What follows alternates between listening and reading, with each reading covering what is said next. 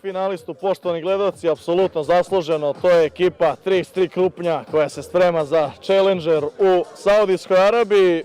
Milane, čestitke na finalu. Reci mi utisak o utakmici, o protivniku, a i kako teku pripreme za Challenger, koje su očekivanja, utisak o turniru, šta god.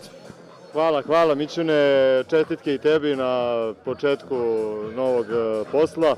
Hvala. Organizacija kao i uvek, sve ok, malo nas je vreme poslužilo, kiša par puta je nešto krenula. Biće završeno danas, to je dobro.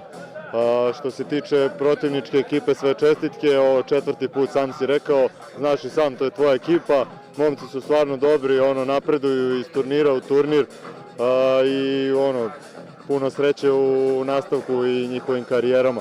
Što se tiče Saudijske Arabije, pripreme su u principu i završene, danas igramo turnir, sutra igramo turnir, ova druga organizacija i u utorak putujemo. Nadamo se da je to. Mislimo da možemo da napravimo nešto tamo i nadamo se tu. Neke sa srećom i ovde i u Saudijskoj Arabiji. Prvi finalisti danas su igrači ekipe Krupnja, nama sledi drugi polufinalni duel između ekipe Autokuće Sekulić i Užica, da vidimo ko će na megdan ekipe Krupnja.